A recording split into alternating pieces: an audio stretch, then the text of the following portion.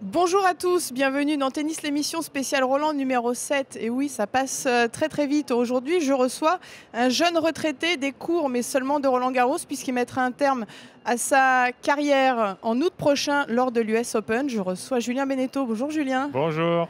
Alors, quel est ton sentiment aujourd'hui ? Bah, ça va, je suis fatigué. Ouais. Mais pour l'instant, je ne réalise pas trop que Roland c'est terminé. J'ai eu 3 jours de suite assez intenses entre mon premier tour sur deux jours et ce dernier match contre Del Potro. Donc le tournoi, on n'est même pas au milieu du tournoi. On sent que il y a beaucoup de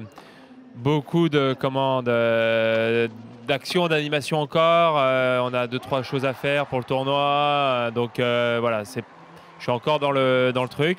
Et peut-être dans les jours ou dans les semaines qui viennent, je réaliserai un peu plus. Comment tu as vécu justement l'avant-match ? L'avant-match, tes 2 avant-matchs, parce que quand tu t'es parti, tu as dû te dire, bon, c'est peut-être le dernier. Après. Pas trop dans l'avant-match. Oui, ça m'a traversé l'esprit, mais très vite, c'est parti. Parce que j'avais vraiment en tête d'essayer d'être compétitif, de ne pas faire une exhibition et de vouloir au moins gagner un match. Après, le tableau était compliqué pour moi avec Del Potro au deuxième tour.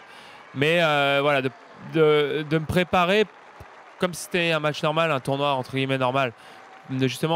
Pour pouvoir être le plus compétitif possible. Et ne pas me dire justement que c'est le dernier, de me focaliser trop là-dessus, ce qui m'aurait peut-être fait sortir de mon truc et d'être moins bon du coup. Pourquoi tu n'as pas joué le double ?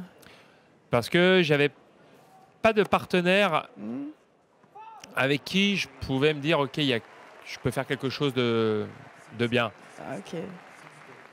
Après ce que j'ai vécu sur le central avec Del Potro, j'aurais pu jouer le double avec un autre joueur français ou avec un autre partenaire. Mais me retrouver sur le court 14 le lendemain au premier tour du double, le lendemain de ce que j'ai vécu, et pour perdre, pour moi ça n'avait aucun sens. Ah ouais, donc en fait c'était un peu calculé, parce que quand j'ai regardé le tableau, je me suis dit c'est fou, tu as gagné en 2014 d'ailleurs avec Édouard Roger Vasselin, donc j'imagine pour toi un souvenir incroyable. Tu as une carrière énorme en simple et bien évidemment également en double, notamment avec ce titre à Roland. Et donc pas de double, parce que tu vraiment se focaliser seulement sur le simple pour finir justement, là c'était l'apothéose sur un très grand cours. Et que t'as dit Del Potro à la fin ? Del Potro m'a dit qu'il était désolé entre guillemets et qu'il me souhaitait le meilleur, qu'il me félicitait pour ma carrière et qu'il me souhaitait de pouvoir profiter de la vie et de ma famille. Donc vraiment des mots d'une gentillesse vraiment incroyable. Je ne pensais pas qu'il allait me prendre comme ça aussi. Il était vraiment naturel et sympa. Ça m'a énormément touché et ça ne m'étonne pas de lui parce que c'est vraiment un gentleman.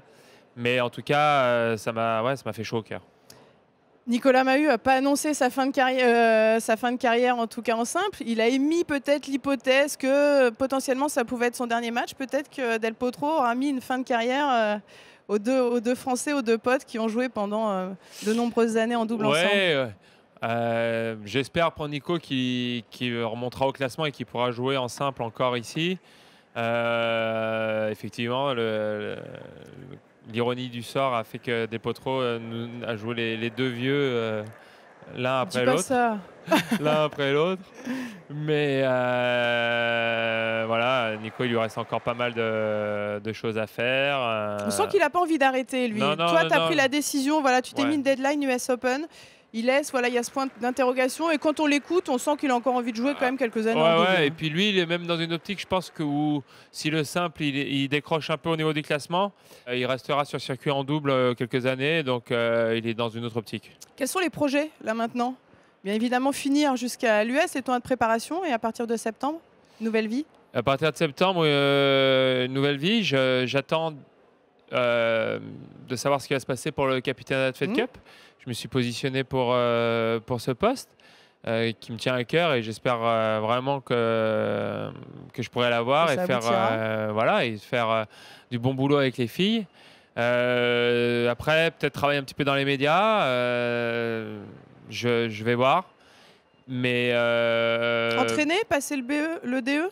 Peut-être passer le DE. J'étais en train de voir avec la fédération pour m'inscrire à la session. Après, en termes de planning et d'emploi du temps, c'est un tout petit peu compliqué là sur le court terme. Entraîner, non. À cause des voyages? À cause des voyages, parce que pour être un bon coach sur le circuit, il faut s'investir avec son joueur, ce qui veut dire voyager beaucoup avec lui, passer du temps sur les tournois, sur des périodes d'entraînement. Ça, je ne le veux pas, c'est pour ça que j'arrête ma carrière de joueur. Aider momentanément, ponctuellement un joueur avec son entraîneur, avec qui je m'entends bien, avec qui j'ai des atomes crochus, avec qui ça fit, et leur faire partager mon expérience et essayer de les aider, pourquoi pas, ça me plaît. Et ça me plairait, ça pourrait me plaire, je veux dire. Après, sur quelque chose de plus, comment dire, stable sur le long terme, je verrai, je vais prendre un petit peu le temps. Merci Julien. Comme toute la tradition dans cette émission, on évoque un sujet fédéral et aujourd'hui c'est le sujet des ramasseurs. Je ne sais pas si tu as toujours eu de bons rapports avec eux, mais en tout cas ils sont très bien préparés dans ce Roland-Garros. D'ailleurs c'est une référence pour moi, c'est les meilleurs dans le monde entier. Pour moi c'est les meilleurs. Je n'ai pas eu toujours des bons rapports avec eux parce que sur le terrain, enfin à Roland-Garros aussi. C'est exigeant, c'est ça? Ouais, et puis sur le terrain, voilà, de temps en temps on a des mauvais réflexes. Mais alors, les ramasseurs de Roland, ce sont les meilleurs du monde de tous les tournois confondus, c'est sûr. Donc voilà, si vous voulez vous inscrire, en tout cas, il y a des sessions qui sont ouvertes tous les ans. Il y en a 450 qui sont présélectionnés, qui ensuite vont faire des stages de préparation. Et à l'issue de cette préparation, il y en a 220 seulement qui sont sélectionnés pour participer aux internationaux de France. On félicite d'ailleurs David Portier, qui est le responsable des ramasseurs de balles, qui les prépare très très bien. Et d'ailleurs, il y a quelques jours aussi, ils ont eu ce magnifique cadeau de Novak Djokovic qui est venu s'échauffer avec eux. Voilà, participer. Il donne aux enfants, c'est plutôt sympa. Ce Novak alors, qu'est-ce qu'il est gentil. Tout dans l'image, quoi. Non, pas du tout, c'est le naturel à 100%. Ouais, disons qu'il essaye de se faire d'avoir une cote de popularité et bon, voilà. Non, mais il a pris cette option. Après, c'est hyper sympa pour les enfants. Ouais, c'est ça pour les enfants, ça c'est sûr. Il le mérite, en tout cas. Qu'est-ce que je peux te souhaiter, Julien, là, jusqu'à la fin d'année, août? De ne pas me blesser. Comme ça, je peux continuer à jouer les tournois que je veux. Il me reste 4 tournois. Quand je dis ça, ça fait bizarre. Ça te fait bizarre ou pas? Voilà, quand je dis ça, ça fait bizarre. 4 tournois. Queens, Wimbledon, Winston-Salem, US Open. Non, et puis sur Wimbledon et US Open... Si je gagne un match ou deux à chaque fois, comme j'ai pu le faire soit à l'Open Australie ou à Roland, je serai le plus heureux des hommes. Dernière question avant de te quitter. Tu joues encore super bien. Est-ce qu'à un moment donné, notamment après cette belle fin d'année, tu t'es pas dit est-ce que je fais encore une année supplémentaire ou vraiment c'est ta décision? Non, j'avais pris une décision. Voilà, je voulais m'y tenir. J'ai la chance, grâce à mon résultat à Bercy, de pouvoir choisir un peu mes tournois. Je me suis toujours dit que je ne jouerais pas jusqu'à ce que mon corps me lâche.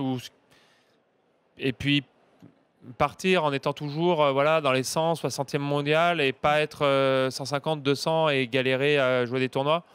C'est quelque chose qui me va bien. Bravo Julien. Merci. Merci d'être venu sur le plateau.